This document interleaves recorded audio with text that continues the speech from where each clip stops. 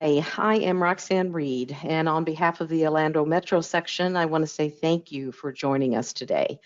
We're going to start with some housekeeping items, and we've got quite a few listeners today, but we want to make sure that we're as interactive as possible. So if you can put your questions in that question tab that you'll see on the right of your screen, and do that as we go along in the presentation. We'll have those ready for Q&A during the last 10 to 15 minutes of this session.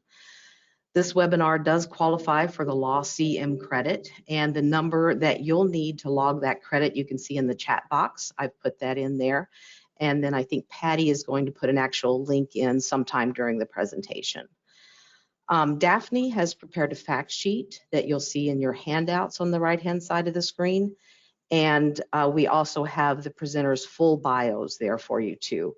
We don't have the presentation at this time, but that will be sent to all of the people who registered for this webinar. So I'm going to start with just a brief introduction of our speakers, and then we'll get this started because I know we have some limited time. Rick Geller is board certified by the Florida Bar in City, County, and Local Government Law, a litigator in the areas of business and government law for more than 30 years. Rick is a partner with Fishback, Dominic, and Winter Park. Daphne Green is with the East Central Florida Regional Planning Council as an experienced urban planner with a career emphasis on health and equity planning, comprehensive planning, project management, and community engagement for better governmental decision-making and policy development. And Steve Noto is a land use planner with over 16 years of city planning and government administration experience. He previously worked for the City of Lake Mary and is currently the Director of Planning for RVI Planning and Landscape Architecture in Orlando. And with that, I'm going to turn it over to our first speaker, which is Rick. Thanks, Roxanne. Attorneys deal in words, and so what I will be presenting to you are a lot of words. Roxanne, if you go to the next slide.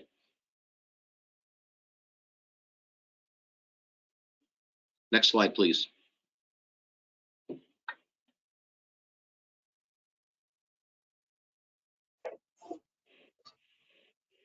Okay, I am trying to make it go and it just does not want to go. And I guess we should have practiced this a little bit.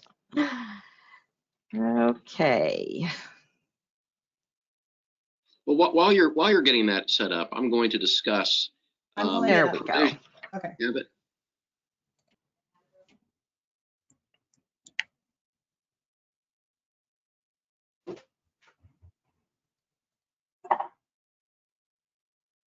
Roxanne, I do not have the slides in front of me. Are you seeing the screen? I only see myself. I do not see the slides. Oh, okay. And I'm hoping that I'm screen sharing. Should be screen sharing. There we are. There we are. So, Okay. so the first thing to remember about the Live Local Act is this is a deregulatory remedy. That's the overall viewpoint that the Florida legislature had. And so when you look at the words of what were stricken here, this can tell you quite a lot.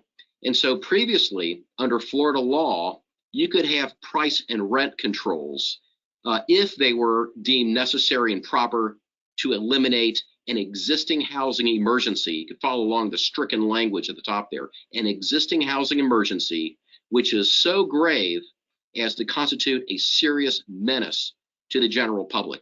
That all has been stricken now. In its place, a municipality, any kind of local government entity cannot adopt or maintain any kind of price controls or rent controls. With an exception that I'm going to discuss in a second. Next slide, please. All right, so this is important. This is remaining in the statute. A local government may adopt and maintain, in effect, any law for increasing the supply of affordable housing using inclusionary housing ordinances. So this is supply side economics, and question is, what is an inclusionary housing ordinance? Well, if you go to the next slide, one of the best examples in the country is Portland, Oregon. And they have this sliding scale where if your developing in the center of the city, 20% of your units must be affordable at 80% of median family income. That number could go down to 10% if you're affordable to 60% of the median family income. Now you'll see in comparison in the Live Local Act, there you don't have that sliding scale, and there will probably be some ramifications because we do not. But I would say that anyone who's watching this who is in local government might want to consider also some of the other possibilities that Portland sets up. So you could pay a fee in lieu of providing affordable housing. You can designate units in an existing building elsewhere, or you can build off-site somewhere else. Next slide, please. And so what is affordable? Devil's in the details here. Affordable means monthly rents or mortgage payments. So it's not all necessarily for renters, which do not exceed 30% of the amount which represents the percentage of the median adjusted gross annual income for the following households. So go ahead to the next slide, please. And you'll see all these different categories of households, from extremely low income persons to low income and very low income persons. And then I want to focus on paragraph 12, moderate income persons. And so I suspect if I'm a developer, I want to maximize my profits. I would like to maximize the rent that I'm receiving while taking advantage of this legislation. So I might tailor what I do to renters in the moderate income category here, and that is 120% of the median annual adjusted gross income for households either within the state or the metropolitan statistical area, the MSA. And so I crunched some numbers. If you go to the next slide. So I'm looking on the left-hand side, what would the median income be for families in the Orlando metropolitan statistical area? That's 85,700. That's larger than the state number, which is 61,000 and some change. So we'll go with the Orlando statistical area. Go ahead to the next slide. And just crunching the numbers, multiplying 120% of that median family income, and then taking a third of that, we're left with monthly rent in excess of $2,500 a month. And I would suggest to you that many people who are paying that much in rent are middle class. And so it remains to be seen whether this act will increase the supply of affordable housing for those who can afford substantially less in rent or a mortgage for that matter. Next slide. So here's the crux of the Live Local Act, that we're going to institute statewide a mandate on local governments, and everything that pertains to counties also pertains to municipalities in here. So here it says a county, you could substitute municipality, must authorize multifamily and mixed use residential in any zone, any area zoned for commercial, industrial, or mixed use, if at least 40% of the residential units are for at least 30 years affordable. A county, also a municipality, may not require a zoning or land use change, special exception, conditional use approval, variance, or comprehensive plan amendment that pertains to building height, zoning, and densities. That again is the crux. Go to the next slide. And you'll see again, this applies to municipalities. Next slide.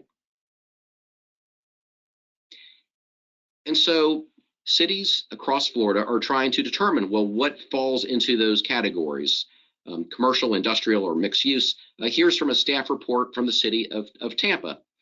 And they've identified their industrial and commercial and mixed use categories. Well, what's missing from the list? Next slide. And what is missing is the PUD, the Plan Unit Development. And there is an open question whether an area zoned for commercial, industrial, or mixed use includes planned developments. There are a number of municipalities, I would gather many municipalities across Florida are not very happy about their home rule powers being severely curtailed, even though it's for a benevolent purpose. And so many municipalities will say no.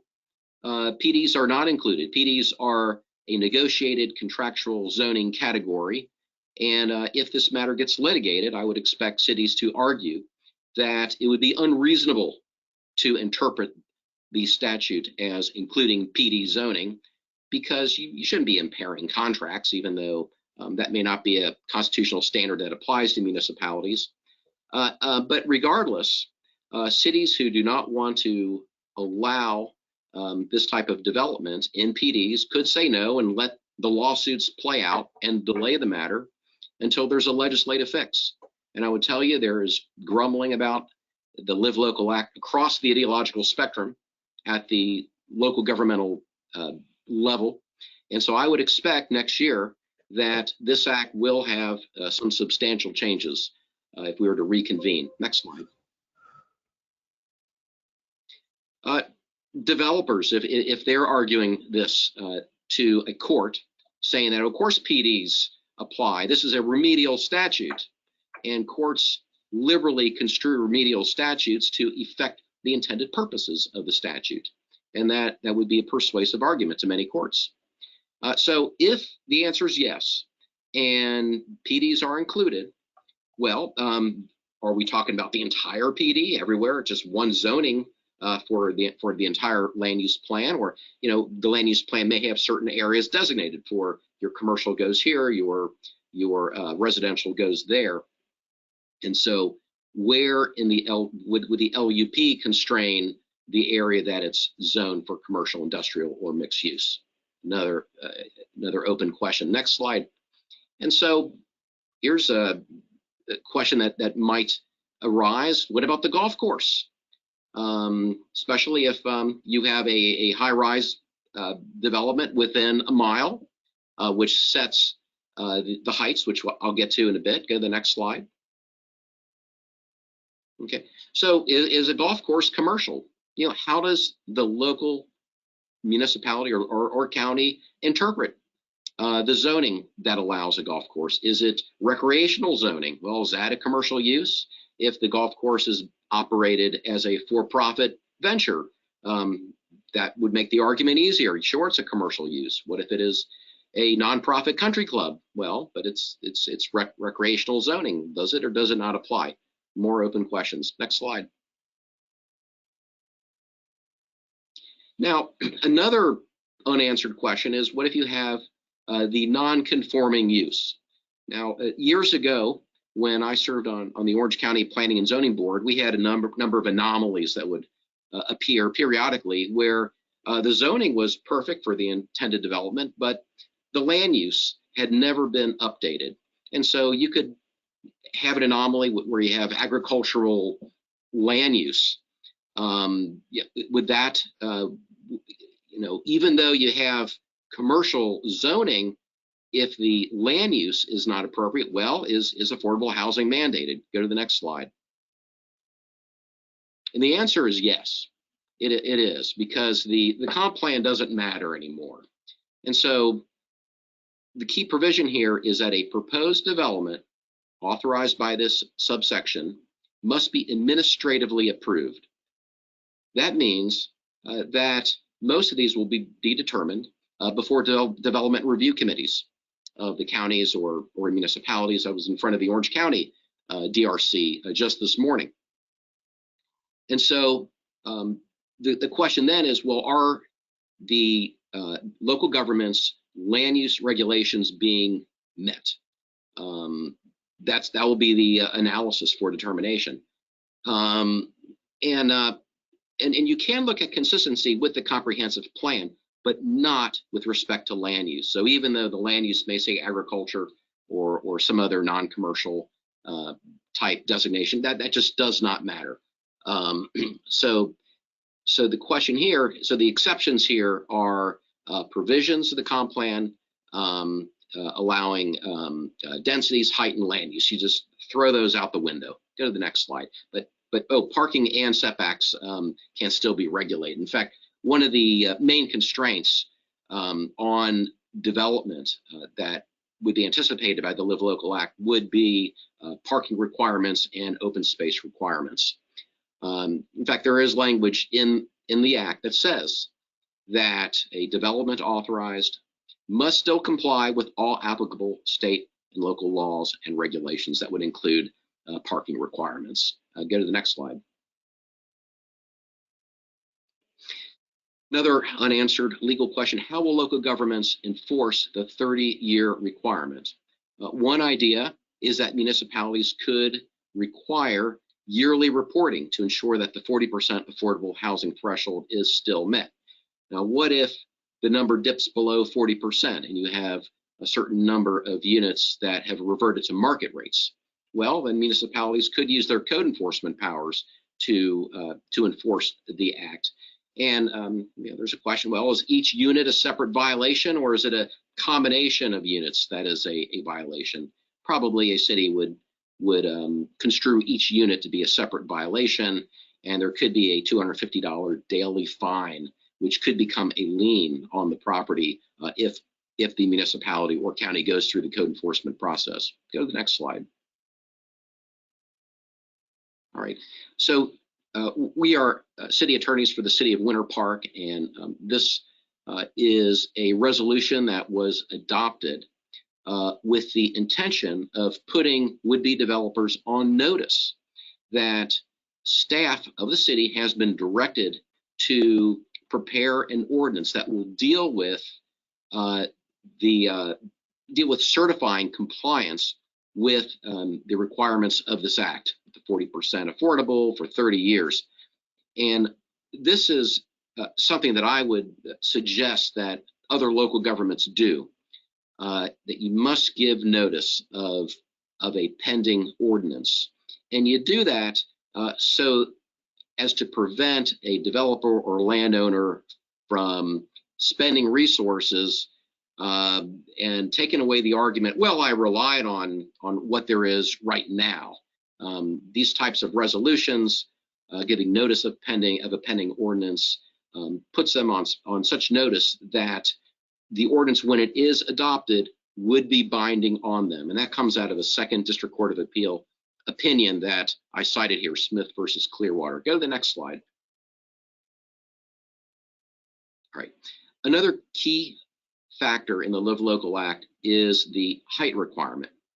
And this is where one size fits all was really too aggressive to make this statewide. It says here that a county, also a city, may not restrict the height below the highest currently allowed height in its jurisdiction within 1 mile for either commercial or residential development, whichever is higher, either that or you get at least 3 stories out of this. So you go to the next slide, and I want to try to illustrate this for you. Well, I'll get to that in a moment. But what does currently allowed height mean? Another unanswered legal question.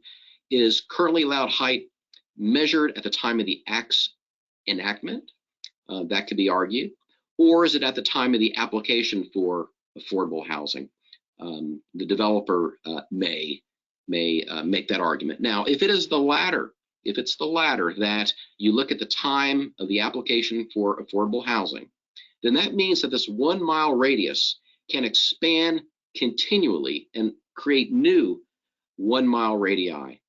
Go to the next slide.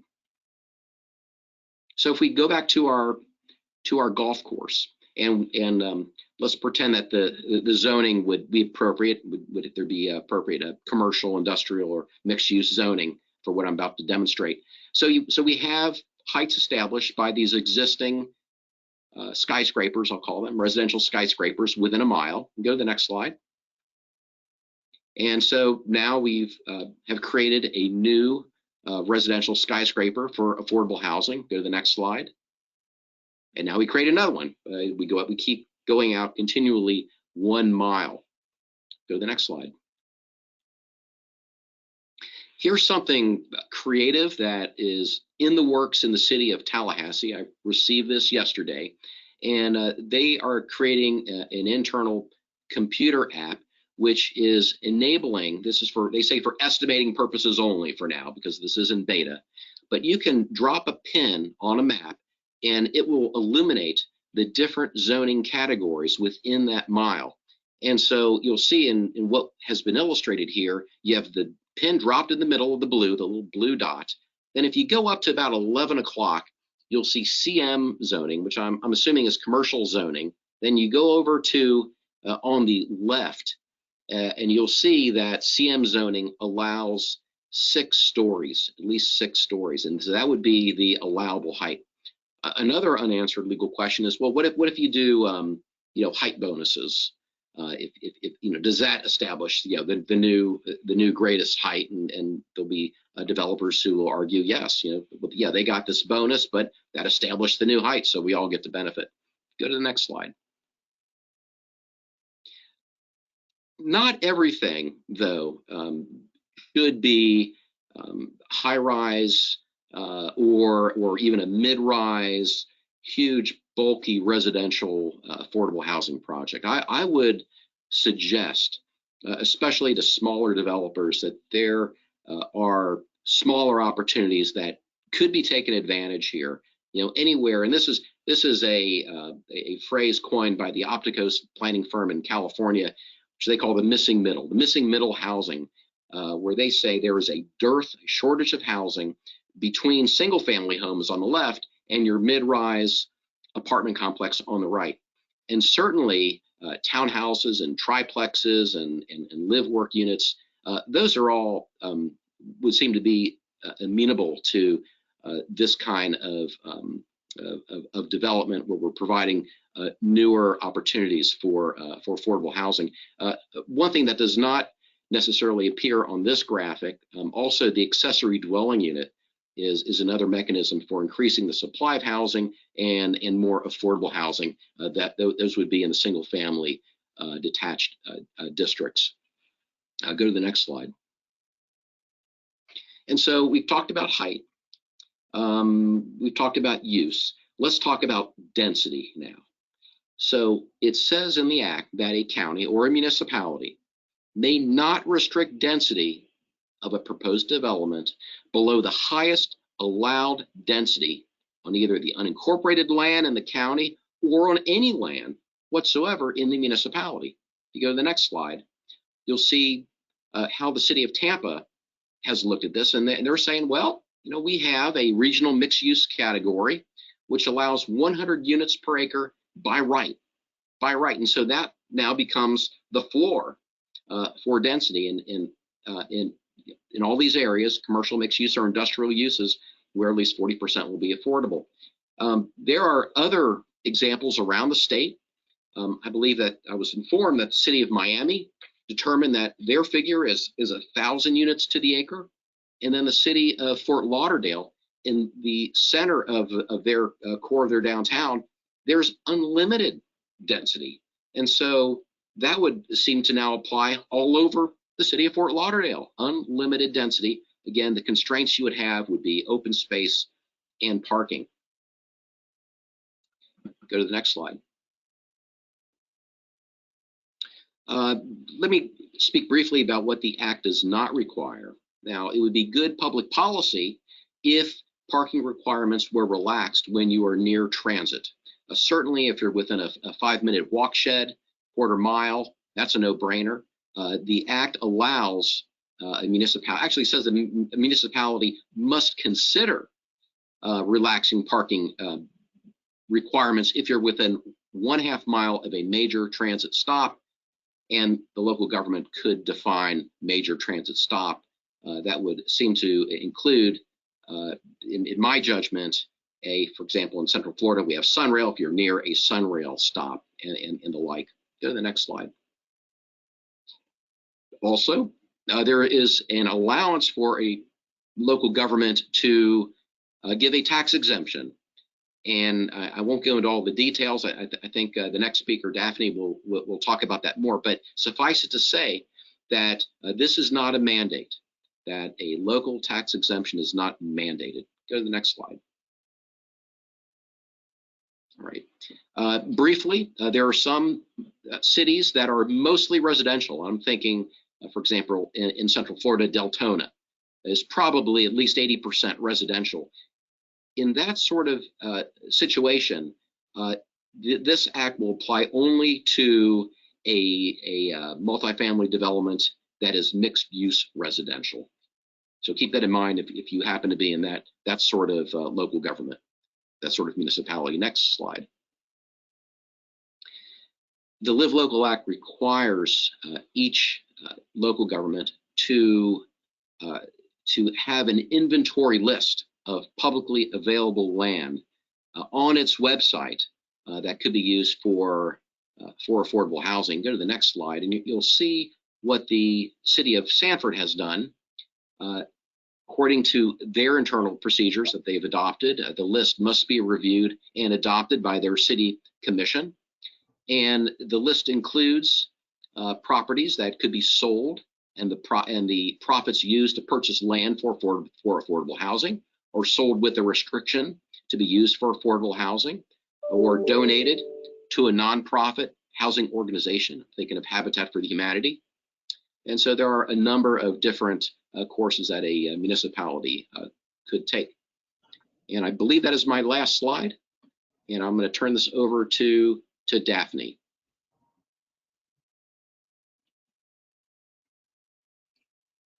Okay. Thanks so much, Richard. That was a really great presentation. Like, you covered a lot of things that I was thinking I needed to cover in my presentation, but now I know that we don't need to be redundant, and I can focus more time on other housing and policy and development concepts that are important to think about in regards to the Live Local Act. So good afternoon, everyone. I'm Daphne Green, and I am a planner with the Eastern Florida Regional Planning Council. I'm very excited to be here today and to be a part of this discussion to present to you my interpretation of the Live Local Act from a regional planning perspective. I do want to preface my presentation by saying this is a new law that everyone is learning, and I can't claim to be an end-all be-all expert on the policy. I just want to make sure you all do enjoy learning about the Live Local Act through my knowledge and experience as a planner. So next slide, please. Really quickly going to give you an overview of the Eastern Florida Regional Planning Council. I don't think too many in the state are familiar with regional planning councils, but there are 10 in the state. Our regional planning council just celebrated its 60th year anniversary. And the main goal of our agency, as similar to other RPCs, is to provide excellent planning technical assistance services to the counties and organizations within our 8-county region. Our areas of expertise include planning, resilience, economic development, emergency management, and GIS. Next slide, please. So the Live Local Act and its origins. This piece of legislation moved very, very quickly through the Florida legislature earlier this year, being filed in January, and with support from Senate President Pasademo, was on the governor's desk in March, and passed early March, and has gone into effect on July 1st, as we all know. So this bill has moved really quickly, and it's kind of made history in our state in that it's been the largest investment in housing in the state's history. And it is going to be great for spurring affordable housing development in our region. It has provided $811 billion total in funding, and has fully funded sale and focused those funds into housing rehab, new construction, addressing urban infill, which is great. I feel like in our region, at least in the places I've worked in Florida, I've worked in Florida all my life. And I feel like the data always shows that there's a strong potential to use vacant land as resources for affordable housing development. So I'm glad to see it's focused on that and on mixed use housing. Providing housing near military installation is another focus for sale, as well as housing in rural areas and those more vulnerable residents, such as those aging out of foster care, the elderly, and the disabled. So sale has been fully funded. SHIP has been fully funded, and the Florida Hometown Hero program has been codified into law and expanded also to serve more types of households. There's also the new inflation response program and the Live Local tax donation program that's been created by the Act. Next slide, please. New tax programs have also been created. There have been 3 new property tax exemptions for affordable housing projects in the state. Not going to belabor this list too much in the interest of time, but there is one that's optional for the local government in cities and counties to provide tax exemptions for projects that provide at least 50 units that are affordable. That 50 units and at least 20% of them are affordable.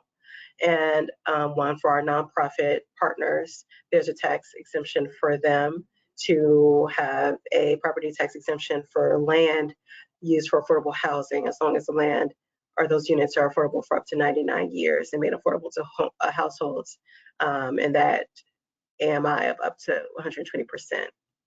And then there's the multifamily property tax exemption for those multifamily projects that provide more than 70 units and make at least 70 of those units affordable.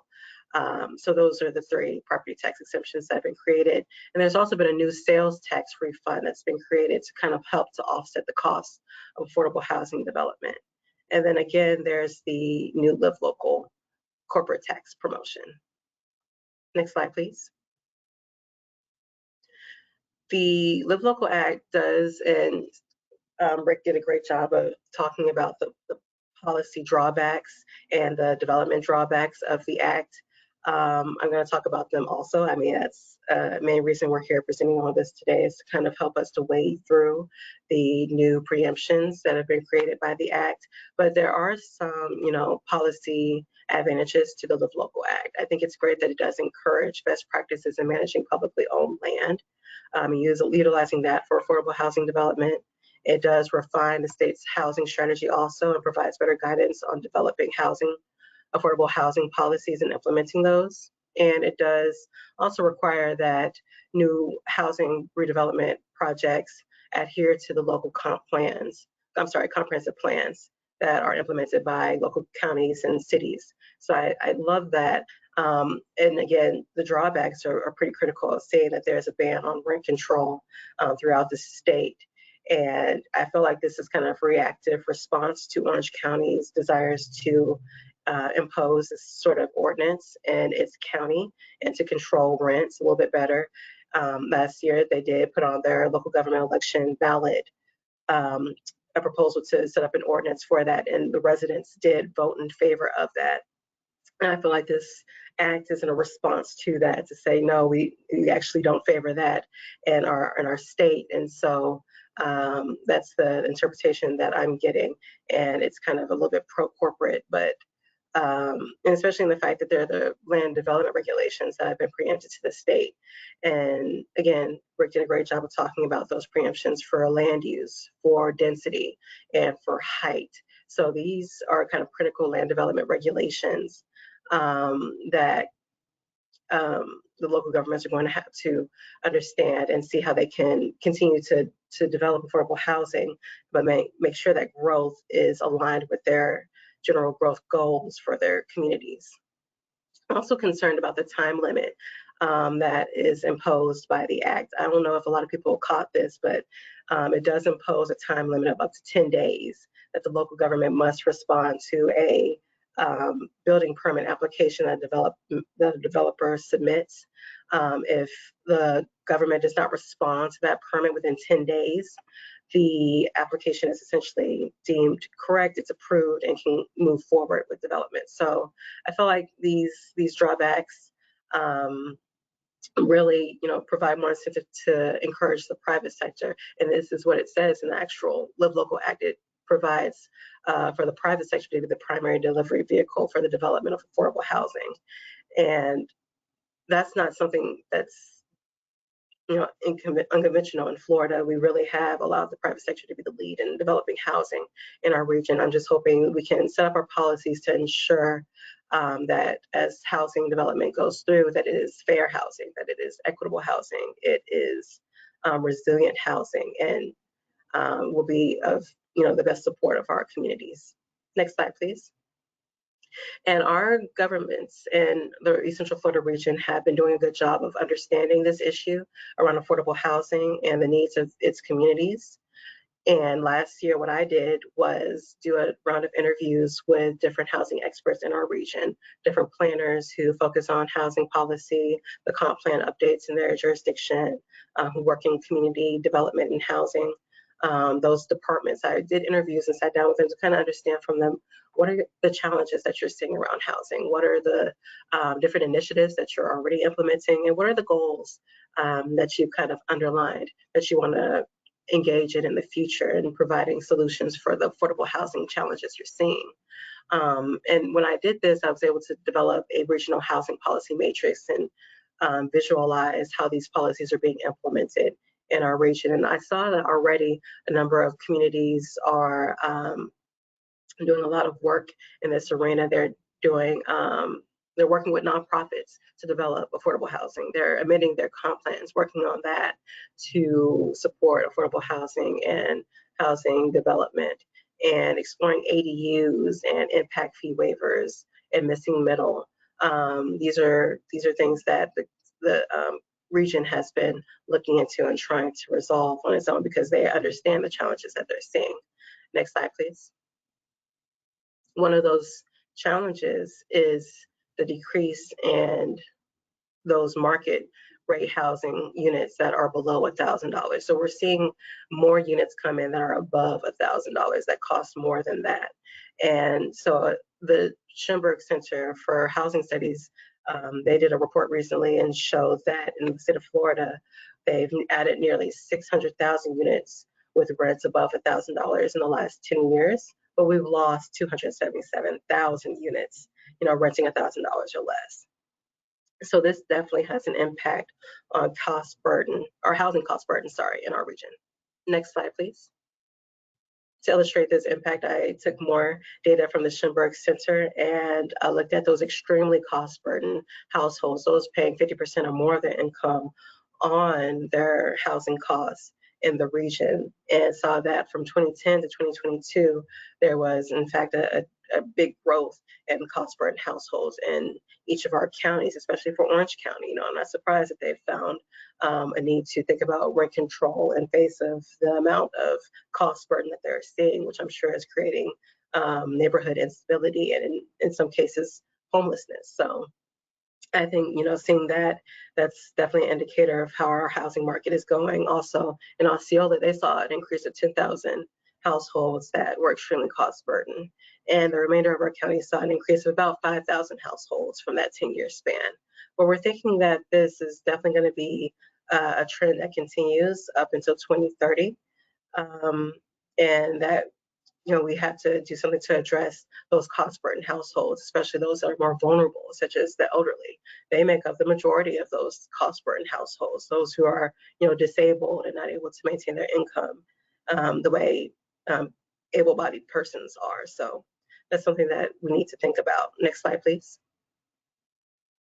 Another market trend we want to think about is how we're losing those affordable housing units that are about to reach the end of their contract. They're about to lose their subsidies. They're about to expire. And so we're about to lose a number of affordable housing units in our region. This year, we did a project at the RPC called HARP, it's Housing Asset and Resilient Policy.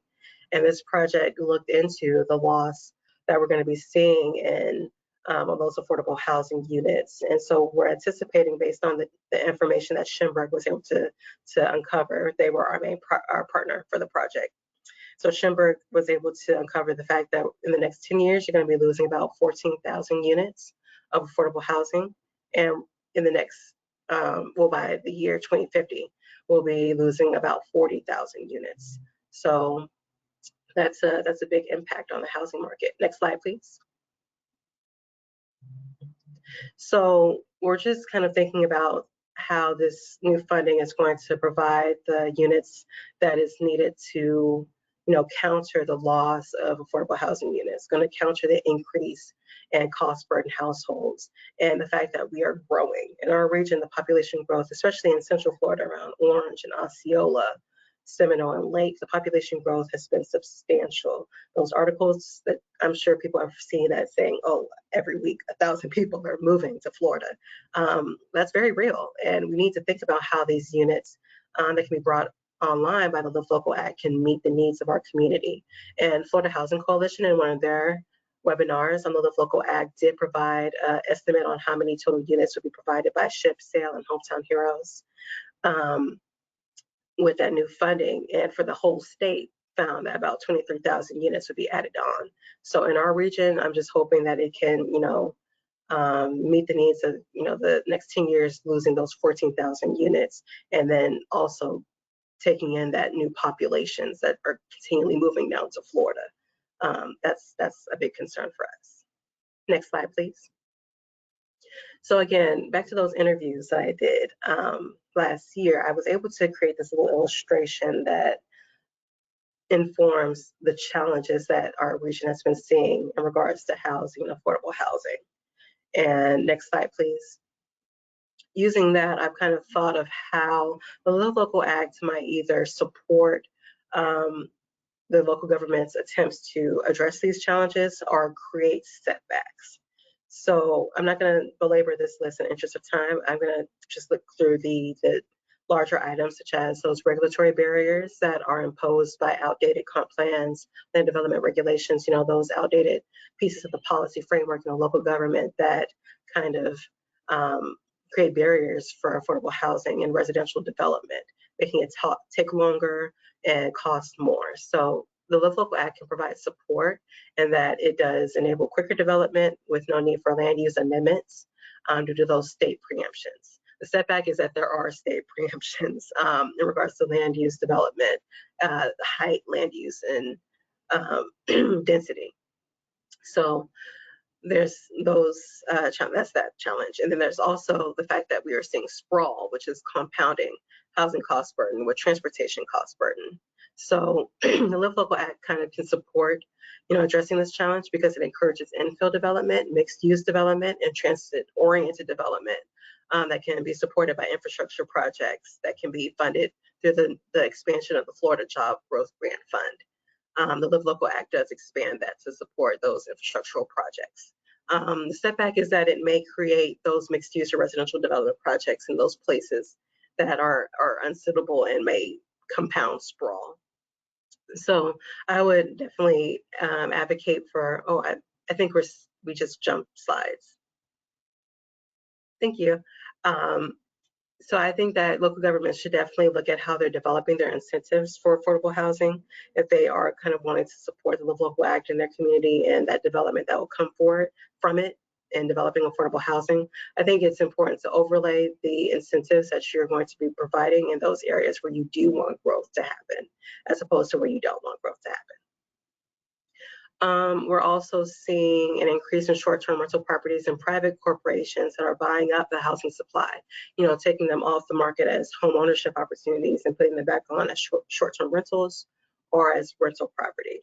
So in one way, the Live Local Act does provide support in that the funds and the development tool that developers will use to provide their multifamily projects and affordable housing, those funds can only be allowed to jurisdictions whose comp plans are up to date. So you can use your comp plan to kind of address issues with, increases in investor-owned properties and short-term rental properties, and I'll talk about that a little bit more soon. But the Live Local Act might, encourage increased investment in your region and increased number of short-term rental properties as more rental properties come online. That is a possibility. And then the difficulty in finding developers who will create affordable housing, ADUs, missing middle, residential developers. This one kind of makes me sad because I feel like apartments are what's in the minds of developers and getting that bigger rate of return in their investment, as opposed to missing middle developments. And that's why local governments are seeing challenges in containing those developers to create those type of housing options. But I think the Live Local Act can support it by, it does support innovative housing and provide affordable housing incentives to help offset costs. The setback is that the private sector, again, will likely to prefer to develop apartments. But we'll have to see in time how these setbacks or supports might play out. Next slide, please. An important policy support to think about is the refinement to the state's housing strategy. So there are some policy guidance guidance outlined in this portion of the Live Local Act. I love what they proposed for the housing production and rehabilitation program section of that, looking into promoting community-led projects and community-led planning that focuses on flexible zoning, resiliency.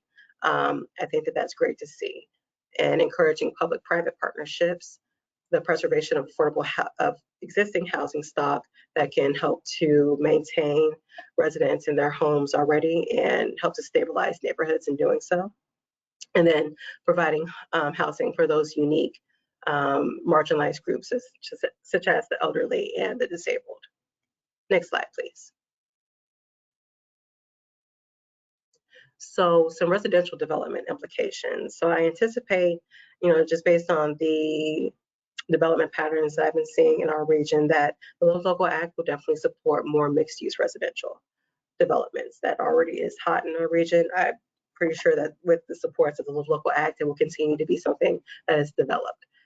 Also, infill residential, I believe that this will come online soon and be pursued more by developers, especially those adaptive reuse projects, such as renovating old schools or malls for the purpose of housing. I foresee that becoming online. The growth of ADUs, in our region, our local governments have been building their policies for this already. So I feel like this will continue to be something that our region pursues. And then also manufactured homes. I feel like the Live Local Act will support this because, again, it codified the Hometown Heroes program, which does support the use of mobile homes, manufactured homes to house those types of households. Next slide, please. But again, the king is going to be apartments. I think that we're going to see way more apartments coming online in our region because I feel like developers are going to enjoy that return on investment in developing apartments in the region. And already we've seen 2 projects being proposed, one in Orlando and one in Palm Beach County, that are proposing to develop with the support of the Live Local Act. Next slide, please. So as these types of developments are coming online, I think some planning factors to consider are, eviction rates. I think that in our region, we've been seeing a pretty steady increase in eviction rates. Especially last year, we saw them really rise up to even more so than what was occurring in 2019. Orange County increased dramatically. It also increased pretty dramatically in Osceola County. So in thinking about these new apartments coming online, more landlords coming online, think about those policies that will promote renter housing stability, such as tenant protections and eviction prevention programs. Next slide, please. Also think about how, again, we've been seeing these outside agencies, these investor-owned agencies coming in and purchasing land and property for the purpose of putting those housing units back on the market for rent. So I think it's important to think about tenant protections in regards to this. We did in our HARP project that I mentioned earlier, the Housing Asset Resilient Policy Project. The Schemberg Center did a good job of looking in our region and looking at increases in investor-owned properties and short-term rental properties. And they, in their research, found that there was a correlation and increases in those type of properties with eviction rates. So I'm thinking that we're going to see an increase in these types of properties, and also an increase in those more vulnerable communities, because the research showed that they were more likely to buy up properties and are those household units that are below median just value. So they're lower cost homes that they're seeing as opportunities to purchase, renovate, and then putting back on the market as rental, and seeing a better return on investment in doing so. So I think that we need to think about how these types of market changes are going to impact our housing supply, and also how it will impact the residents who will live in them. Next slide, please. One way to do that is to make sure you're stabilizing households and neighborhoods in the communities where they are, and applying those anti-displacement policies that could help with stabilization, including the eviction prevention programs I just mentioned. So do that work in those communities that you feel like they might be more vulnerable and might be in more need of the affordable housing that will make sure that residents are not displaced and that the neighborhood can remain stable. Also think about your natural environment. I read through the Live Local Act and how it's encouraging development in commercial settings and industrial settings. However, I did not hear or read on brownfields and how those might be a risk. So think about how, as you're developing your inventory of surplus lands, think about those areas that you don't want to develop on, such as areas that might be prone to brownfields, flood prone areas also, and areas that you would like to remain conserved, or make sure that they can stay conserved for resilience reasons. Having green space in your community is great for resilience. You want to make sure that the housing that does go in place does go through a process of being reviewed to make sure it can be made resilient, such as housing mitigation, leveling it or hardening it. Those are things that you can do for your housing as we continue to see more extreme hurricane seasons. Also thinking about mobility and utilities. Do the new housing developments have the infrastructure available to expand and support that population growth? And housing leadership. How are you maintaining leadership in your community so that your community has the capacity to provide the affordable housing that is needed? Next slide, please. I'm going to go through this as quickly as I can in interest of time. So some policy recommendations that I have to offer is to look at your land in your community and also look at your existing code and land development regulations and identify where in your community where the Live Local Act redevelopment tool can be of use to developers. Look at where they might want to develop. Look at areas that might have better density incentives, height incentives, and so forth, and build an inventory of those so you can kind of foresee where development can go and better plan for that growth. Expand your housing policies. I'm so happy that Rick did a good job of going over definitions that were of terms that were used in the Live Local Act, because they did not do a good job of providing those definitions, I think. So looking at your policy framework and make sure you have those definitions outlined and those different housing strategies, such as right of first refusal, inclusionary housing that can support affordable housing development, and minimum lot size requirements, parking requirements, and so forth. Those can be used as incentives to, again, overlay onto those lands that you would prefer to see growth. Think about how you can make sure those incentives are focused on those areas and bring those developers to those areas to develop affordable housing and keep it away from where you prefer development not to go. Make sure you create and manage your inventory of public lands, and review and amend as needed those local incentives for affordable housing. Those are required by local governments to go online in October. And I will also make sure that your staff has the capacity to address building permits in a timely manner, well, with that new time restriction that's placed for affordable housing development permit applications. And then look at your housing plans, look at your LHAP, look at your consolidated plans, look at your standalone housing plans. Think about how you can better incorporate new and existing housing data. The Live Local Act does outline for Schimberg and other entities in the state to develop new housing data. And then there's already a great deal of existing housing data that you can incorporate. So think about how you can do that in your plans. Housing mitigation strategies, again, is important, and aligning policies with the new housing strategy, the state's new housing strategy. Next slide, please. Here's a list of references and resources that you can look into to support your housing initiatives. I also forgot to mention APA. Their home website has a lot of great references. So I would also look to APA if you need any resources or references to look into in developing new housing policies. Next slide, please. And I'm sorry, I think I definitely did go over, but thank you, everyone. I'm definitely happy to provide my contact information if you have any questions or comments.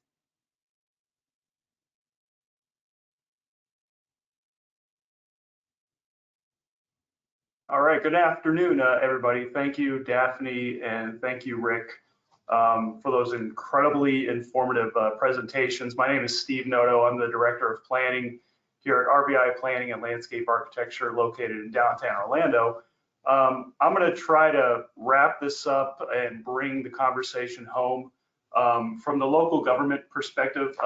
As Roxanne said, I spent almost 16 years in local government planning prior to starting here at RVI. We do a mixture of projects on the private sector, but also have public sector clients. So really concerned here about how the act will impact the state as a whole, and then how we can react as planners. I'd like to encourage everybody to just take a breath and just stretch for a second, because we've given you a lot of highly technical information. And I think what I'd like to do is narrow this up into some action items that we can all think about as planners, especially on the local side, how to react to this. Some of this information will be a little duplicative just because of the incredible amount of information that Rick and Daphne provided. So I apologize for some of that, but we will certainly provide you some direction as how to move forward. So as you can see on the screen, some of the land use provisions that this act covers, we have preemptions on location of where affordable housing can go. There's impacts to parking and transit. You have to consider your local inventory of lands. Definitions are huge here. This act did not provide new definitions. It really geared that towards the local governments to consider and create their own definitions. And then there are other rules that still apply to reviewing developments, and that's key. And I'll cover that a little bit later. And then also the process is expedited, and you cannot require amendments to your code or to the project. Next slide, please. All right, so one thing I want to make clear, and this relates to the next slide as well, this law is not a blank check for affordable housing, nor is it a full fix for affordable housing in the state. We all know what's happening with housing in the state of Florida. We've all been paying very close attention. And if you go to the next slide, Roxanne, you can see kind of what I'm alluding to by showing that blank check. Some of you that have been in local government planning may have a little bit of preemption fatigue. Over the last several years, there have been a number of laws that have come down dealing with tree permitting, home occupations, short-term rentals, the medical marijuana, and now housing, as to how local governments may or may not be allowed to regulate those types of uses. And so when we start to think about bulk requirements and such, when these developments come in for review, there's still a lot there that we can rely on. So it's not here's a project, now you can go develop it. There are still tools in the toolkit and the toolbox that you can use to properly plan and see that these projects occur. The next slide, please. All right, so as Rick and Daphne covered, these types of projects qualify for this process if 40% of the residential units are at or below 120% AMI. And those units have to remain affordable for 30 years. One of the questions that has come up, and one of my questions as well, is how do you enforce that? Who looks over that time period? That is unclear. And then if the project is mixed use, 65% of the total square footage must be for residential purposes. That is something that you need to keep in mind. Now, the result of this, of course, is these types of projects that qualify can be built on any land that is the zoning. There was a question that came in about future land use. You can ignore that at this point. Can be built on any land zone, commercial, industrial, mixed use. Can have the same height as any residential or commercial building within a mile or 3 stories, whichever is higher. Can have the same density as the highest residential density allowed in the jurisdiction, as we've talked about. And the applications have to be approved administratively with no regulatory changes required. And then, as you can see on the last bullet, parking may be reduced if development is located within half a mile of a major transit stop. That definition of major transit stop is up to you as a local government, as we've stated. Next slide, please. There is a municipal exemption that if you have less than 20% of land dedicated to commercial or industrial, only mixed use projects will apply to this. That's an interesting piece of information. You may want to take a look at your local buildings and check to see, or government-owned buildings, and check to see what your zoning categories, your future land use categories are for those lands, and just do an overview of what is zoned what to break it down. because that percentage may come into a play, especially if you're a smaller municipality and have a skew of certain types of zoning categories over the other. That could impact how these types of projects are processed. Next slide, please. Okay, so how to process these projects, and this is where we're kind of getting into the weeds of how to deal with this from the local government perspective. As I said, if it qualifies, it can be built in any zoning district that is commercial, industrial, mixed use. You don't have to require amendments, and it must be done administratively. Next slide. As a result of all of this, there's just a lot of thoughts that come to my mind, and Roxanne, you can start clicking through. There's 3 columns here of different thoughts. The first one I want to touch on, and I was speaking with someone about this recently, is industrial zone lands are industrial for a reason. The bulk requirements that we have as local governments for setbacks, landscape buffers, you name it, are there for a reason. It's not a one-size-fits-all approach development. And so when you're going through and reviewing these types of applications, and when you look at your code to see how these codes are structured, those industrial commercial lands, you actually need to start thinking about now, how will this work if one of these types of projects come through, especially if they're going to be reviewed administratively. You won't have a public participation process anymore to rely on to maybe enforce or encourage larger restrictions. So you need to start considering updating those codes to include requirements for these types of projects. Architecture requirements, similarly.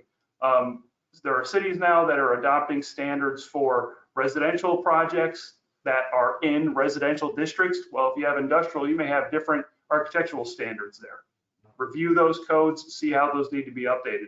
I just mentioned public participation. This is all administrative review now. If these projects come in and meet the qualifications, you need to keep that in mind and think about ways to inform the public about projects in different ways. Roxanne, you can go ahead and keep clicking through. A lot of cities now are using GIS as a major tool to inform their communities about what projects are being reviewed by staff and by the city. Since there will be no public hearings for these projects, highly recommend using that type of tool. Staffing issues, we all know what's happening with staffing, how challenging it is to keep folks on board, but to also bring them on board.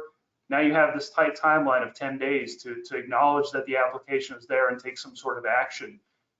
You have to also create processes, and those processes have to be published.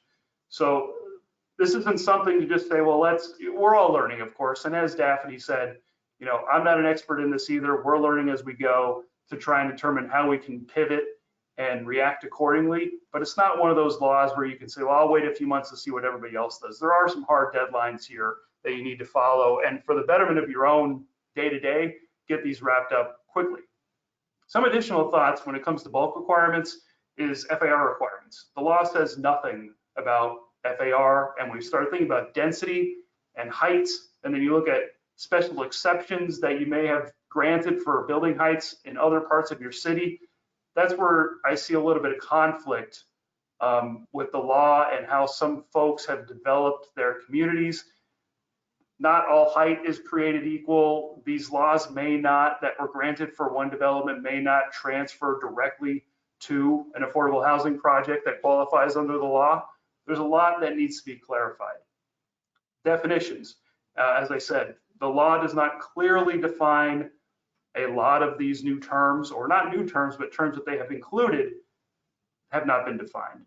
But it does give you the ability to update your codes and provide those definitions yourselves. So the last few thoughts that a lot of folks have been talking about is who provides the information, say with building heights. I'm thankful that Rick showed that tool that Tallahassee is working on, because that is a similar suggestion, similar thought that I've been talking to some folks about, is using GIS so folks can map out zoning districts. And if your file systems and your history files are really robust, you can really dig in there and see what has been approved at certain heights in those areas too. So these tools, technologies that we have at our fingertips these days can really be used in a greater way to help meet the intent of the law. And one thing I already mentioned is who monitors the affordable units over the long term. That is unclear. What other rules are still at play? There's a lot actually that are still at play, and I'll cover that. And again, the law seems to assume that all projects that are built in a city or a county are one size fits all. We all know that isn't true. That'll likely need to be fleshed out over the long term. Next slide. Okay, so this is how I felt. Of course, when I saw the law and most of these preemption laws, I have the visible confusion when I try to understand what's going on and how we can all move forward. Next slide. And we're going to try to work through that by knowing what still applies. We still have setback requirements, parking, FAR requirements, landscape buffers. A question came in about transportation concurrency. That still applies. Environmental studies are still required. School concurrency, all of those other bulk requirements that all developers, residential, mixed use are required to follow, commercial, those are still in play. So it goes back into that, not all development is created equal. Not all of this is going to be just a copy paste type of situation. Each project will be unique on its own as you move forward. Next slide. And as I was starting to allude to, please be aware of what you actually need to do and probably should do in order to react accordingly to the market and just be in compliance with the law. Highly recommend using GIS tools. Create maps of your inventory of your commercial and industrial land. That'll help you get to that 20% requirement and understand what you have in your cities and counties. Put together a GIS map of all your building heights. I mentioned earlier, I know staffing is a challenge for folks, but if you have a well-funded and a well-staffed GIS department, and if your planners can use GIS, utilize that tool because it will be extremely helpful for you. Have that robust file system. Be aware of what buildings receive perhaps special exceptions or conditional uses. If it's going to be the opinion of your local government that special exceptions aren't going to count towards these types of projects, and as Rick was alluding to, it might take lawsuits to work through some of this. Hopefully it doesn't get to that. Hopefully it's more of just updates to the law. We saw that with the tree removal law that came down a couple years ago. It made removing trees extremely easy. I think a lot of locals were really concerned and voiced concerns about how that was flushing out. Hopefully they will learn and we will learn through this that we can't just expect everyone to get the special exceptions and the conditional use and PUDs even, those types of things to flush out through their entire community. You need to do an inventory of all your municipal land. That has to be published online as well to see what qualifies as well utilized for affordable housing. Your definitions, as I mentioned already, update them, provide them. If you don't have a definition of, say, major transit stop, now is time to write that definition up. As Rick said, here in Central Florida, we have Sunrail, we have Link System, now we have Brightline coming in soon. You know, it's interesting about Brightline is it's at the Orlando airport. I understand a lot of that land is zoned industrial or in some way, shape, or form industrial in nature. I'm not sure we want to encourage affordable housing next to a major airport like that. Even just in the suburbs, you think about smaller regional airports and noise abatement and noise that comes through and noise complaints for what I would just call generally standard single family housing. I'm not sure we want to be encouraging what we're calling affordable housing next to those types of intensive uses. Review all your bulk requirements, setbacks, landscape buffers, architecture. As I said, in your industrial districts, your commercial districts, you will have more restrictive setback standards, more restrictive landscape buffer standards. You may or may not need those anymore, especially if you have residential and industrial occurring next to other types of residential. But now we need to think about what about affordable housing within industrial projects or industrial districts? Should those have greater buffers? What should the parking standards be? The access requirements, transportation requirements, walkability, there's complete streets. There's just this domino effect of thoughts that causes that meme of visible confusion. There's just so many things as planners that we usually think about on a day-to-day basis that this law may or may not have taken into account. Create your processes and consider other zoning toolkit options. Daphne and Rick both had awesome graphics for missing middle. How this type of law will impact or encourage missing middle housing is a little unclear right now. It does seem to be geared towards more dense type of projects, and you can make that assumption just based on the fact that You can use the density anywhere in your city or county and apply it there. Building heights, the same thing. When we think about ADUs, duplexes, triplexes, things that infill style, residential development, I'm not so sure that this type of program will help those or encourage those, but in lieu of that, encourage your community leaders to consider ADUs and other types of housing types as we approach build out, just generally, not as a state, because we know how many folks are moving here, but there may be counties and communities, cities that are smaller in nature that are approaching build out, want to encourage housing, but as a result of the lack of supply, that prices are so high. That's where ADUs and missing middle policies can come into play and help out. Next slide, please.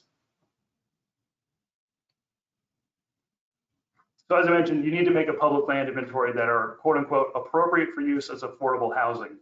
And that inventory is required in October. So remember how I mentioned, we just can't all just sit around and wait to see what happens. There are some action items that we need to do. Your policies and procedures for process of the expediting of these permits have to be online. So if you haven't started talking about that internally, get on that as soon as you can. Review your ordinances and how they should be adjusted to accommodate residential where it wasn't previously considered. That's where you look to your bulk requirements again. All those setbacks and buffer requirements, it's time to sit down and have a bit of a strategic planning session and consider, now that housing may be occurring in areas where you didn't anticipate it originally, that all needs to be thought about. Closing out here with this, work closely with the developers of affordable housing because they want to do that with you as well. There are developers out there that don't traditionally do affordable housing product or projects. They're trying to figure out how this works just like we are. Communication will be key on that. The folks that know how to do affordable housing will figure this out relatively quickly. There are folks that might be coming into the market new that have not done affordable housing. Creating those relationships and communication with them is going to be extremely important to ensure that the intent of the act is met. And then other ways to involve the public. Again, all this will be reviewed at the staff level. Some DRC meetings are advertised, some are open to the public, some are not. How these processes work out remains to be seen as this gets done throughout the state. But we all know that the public is also a little concerned about how the state is developing. And if they are no longer able to provide comment at a traditional public hearing, they're going to want to know other ways to learn about projects. And lastly, know your processes and your plan of attack for every application, because time and transparency is of the essence for all these types of projects. Next slide, please. All right, so on the developer side, I think most everybody here is a local planner, probably not too many developers on the webinar here this afternoon, but how to move, it's a similar type of thing, trying to figure out financing for these types of projects. There are specialized developers, of course, that handle affordable housing. We're going to have new folks coming in, trying to take advantage of the density, trying to take advantage of the toolkit that was provided to try and solve the problem. We all know it's a problem throughout the state. We all want to help try and solve it. These types of developers, want to try and help as well. They're going to rely on staff to help get them there. Collaborate with your local partners, your cities, your counties, East Central Florida Regional Planning Council, attorneys' offices. There's just a lot of folks that are now learning about the law, like this group here this afternoon. I was at an event last week where folks are, vigorously taking notes, trying to understand it. Everyone wants to try to get to the execution portion, but we're all still slowly trying to understand. So I encourage everybody on this call to continue speaking with each other, within each other. Prepare to go to the conference. If you haven't registered already in September, there's several seminars that will be offered on this topic specifically. The communication has to continue between ourselves as planners, but also with the development community. And then lastly, the projects might be expedited, but they're also going to be pretty complex. And again, that just goes back to the financing end. Next slide, please. Where to go for information? I'm wrapping up here. I know we're over time, and I think there's some questions here. I left this slide somewhat generic. We have your usual suspects on here: APA, ULI, Florida Housing Coalition, the Planning Council. Rick and Daphne provided an incredible amount of information earlier. I put a very general one last, the web. The reason I did that is the more you search now about the Affordable Housing Act in Florida, a lot of attorneys' offices are starting to put out opinions. A lot of consultants are starting to put out opinions and thoughts about how to move on this thing, at least having the discussion internally and with your colleagues about what it all means, how to understand it, and then coming up with suggestions with how to make adjustments to the law. Because as we've all alluded to, it's not a perfect law. It's going to need revision. We're hearing that there will be revisions, hopefully coming next year. This is a law that needs planners' input. It needs attorneys' input. It needs folks that want to see affordable housing happen in the state. Their input needs to be heard, because there's a lot of concerns here with what I would call the bulk requirements, making it all fit. Expediting permit and all that, that's great, but we need to make sure it fits appropriately within our community, so we don't have, as I mentioned earlier, affordable housing next to the airport, or affordable housing in areas where your cities may not have been designed in a way to handle people walking around or trying to get to the grocery store or trying to get the transit stops. We need to make sure that's taken into consideration. Next slide. All right, where is this going? I just alluded to it now. We need to see some changes with the law. It needs to be revised just a bit to make sure that these projects are not just done haphazardly, that we're taking into account all of the great planning work that all of us have been doing throughout the state to make sure that it's safe for pedestrians, safe for folks that are living within these housing communities, and then making sure, most importantly, that it's affordable for people.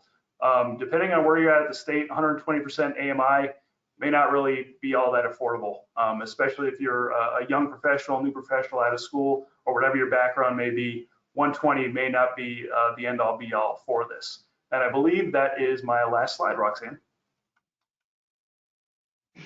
Okay, well, thank you. I am going to stop sharing my screen, and I want to thank all of our presenters and all of our attendees who have stuck with us, even though we've gone over time. We are going to try to go through some of these questions that we received. Some of them may have been answered in the presentation, but if Rick and Steve and Daphne can all turn on your cameras so that we can start getting to some of the questions. Hopefully you've been looking at these, as we've been going through. The first question that we've got here is a lengthy question about density. He is saying that their city has a density maximum in their central business district of up to 12 dwelling units per acre, but there's a special area within that is up to 40. So he is wondering which one applies. Is the highest density going to be the 12 dwelling units per acre or the 40 dwelling units per acre? Well, it depends if you're the municipality or if you are the developer. The developer will argue that the 40 applies, and the municipality will argue that the lower number applies. And that may be something that will be litigated at some point. Yeah, I agree with Rick. That's what I've heard recently as well. It just depends on what the locality's argument is. Clearly that was set up for a specific reason, but that's the same argument for PUDs, special exceptions, and conditional uses. Those were all granted for a specific reason. Do those apply in these situations as well? Okay. Right, and the strategy of, let me just throw in that the strategy of litigation may be one that municipalities employ to allow time for legislative fixes. Let things be tied up in court and let the folks in Tallahassee fix some of these issues. Okay, the next question we have here is, what are the rules if the project is in a residential zoning district? It does not apply. This only applies to commercial, industrial, mixed-use districts. Okay. And then the next question asks, does it apply to just zoning? What about the future land use? I think we talked about that, but if someone wants to clarify. Just zoning. There's language that just throws out land uses in the comprehensive plan. Okay. Some industrial properties allow for live-work uses, which are technically commercial. Would these properties now be eligible for the Live Local Act density? Yes, because that's mixed use. Okay. Can we require the application be reviewed by our DRC if that is not a hearing? We have some rules where if a property meets minimum standards, use, setbacks, and parking, it can go to building permit, but if it doesn't, then it would either go to our DRC or our board. I would think that in the vast majority of cases, DRCs will be looking at these applications because they're touching on myriad departments in each local governmental jurisdiction, and they want to get their heads together and see who's impacted. Let the fire chief have his or her say, or transportation, and make sure concurrency is met. And then you have the person from zoning who says, yeah, well, can't do much about that, and so on down the line.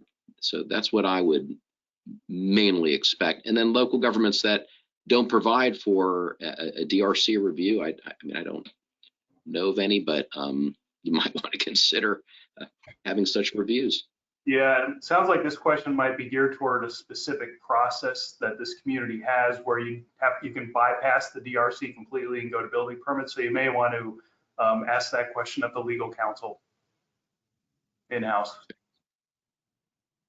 Okay, our next question, I would like to understand how municipalities ensure that affordable housing units remain affordable over time. Are there any specific strategies or mechanisms that cities commonly use to address this challenge? And regarding cluster subdivisions, how are they integrated into affordable housing initiatives, and do they play a role in providing more affordable housing options? Well, let me take the first part, and that is that there is no common way of doing this because this is brand new. And again, the mechanism that I've suggested is what the city of Winter Park is looking at and requiring an annual reporting and a certification that the project is still in compliance. Okay, did someone want to jump in on this go one? ahead? I'm sorry. Okay. I also think that one thing you can do is track those units that are currently affordable and that might be about to be expiring, just so you can at least know where they are and what to do, or know about them and when they're about to be lost. And I feel like, Rick, do you think like right of first refusal, that kind of policy can be supportive in that aspect? I'm not sure. I'm not understanding a right of first refusal for what? As far as when that unit becomes, when it is lost as an affordable housing unit, making a policy such as right of first refusal so that a nonprofit developer or affordable housing developer is the first type of person or first in line to take that unit and put it back online as affordable housing. Well, if you have a project with 100 units and 40 of them must be affordable to meet the requirements of the Act, the developer, would probably have some flexibility to allocate, these 40 or another 40, depending on how they do it. It's either they're complying with the Act or they're not, and so I'm not quite sure where the right of first refusal comes into play from a legal standpoint. Okay. Did anyone want to address the cluster subdivision part of the question? I'm not sure on that one.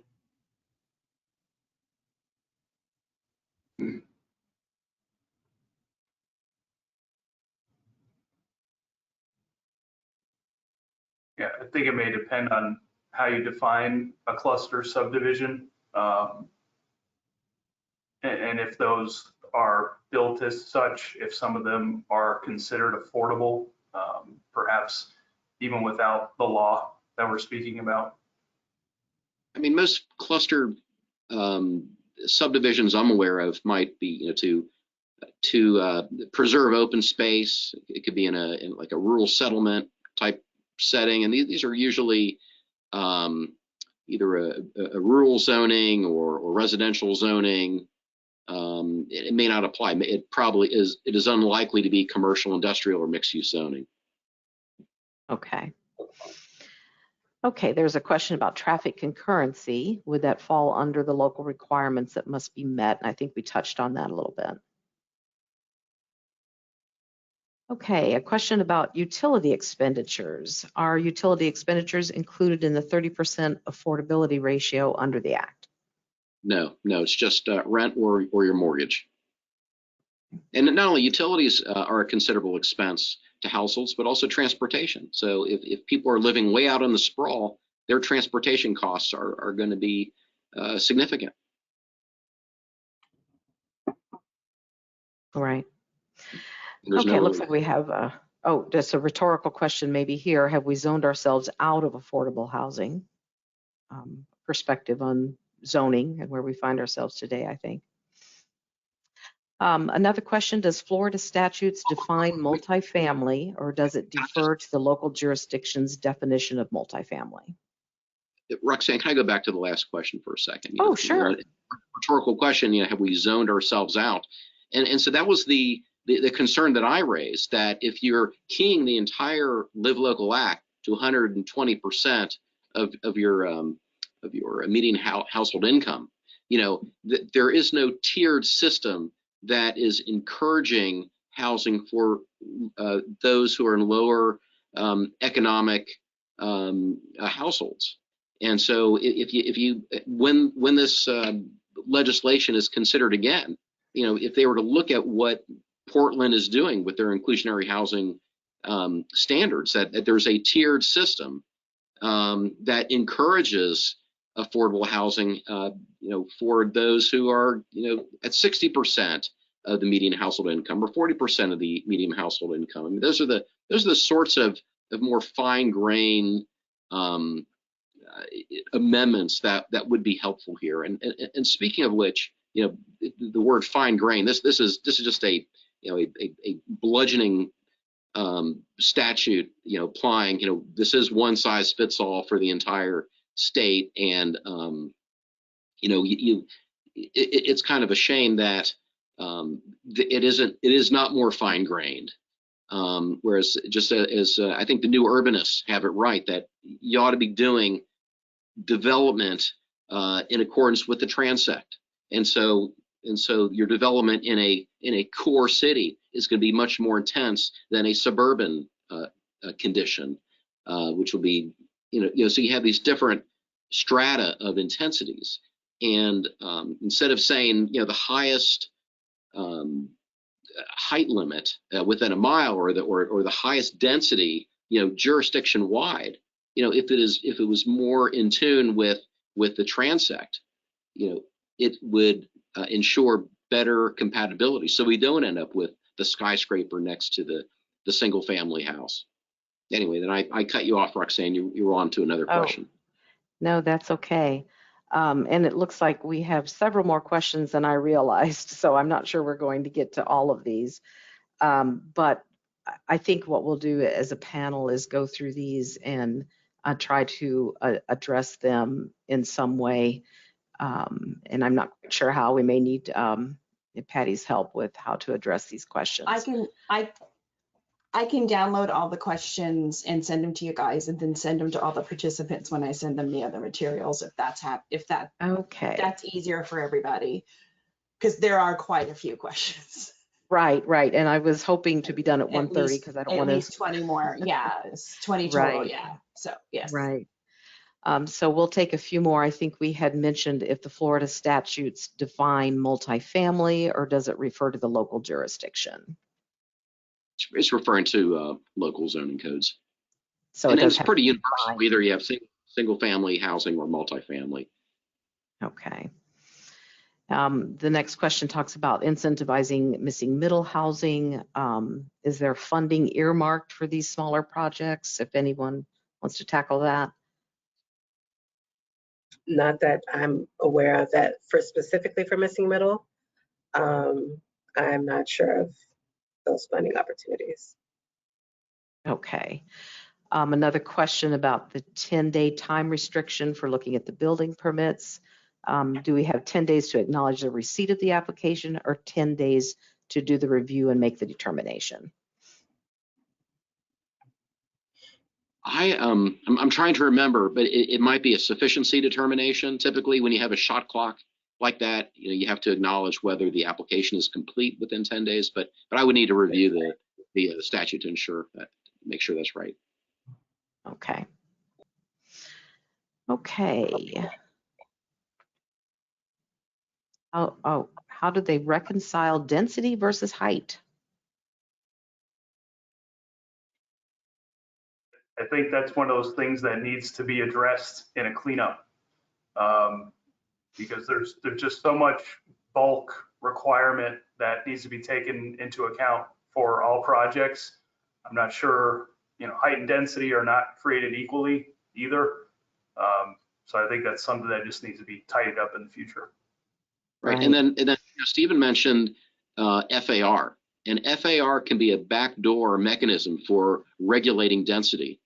And so if a local government is too aggressive in imposing FAR requirements here, you can end up with a developer challenging that as unlawfully regulating density under the Act.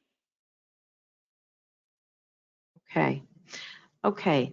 It looks like it is 1:30, so I am going to say thank you all for sticking with us throughout this time, and we will definitely be looking at the rest of these questions and getting some responses back to everybody who attended. So I appreciate all of your attention and patience with us as we work through our glitches, and the developers did a great job, or the presenters did a great job on this presentation today. So thank you very much, everyone. Thank you. Thank you, everyone. Have a great day.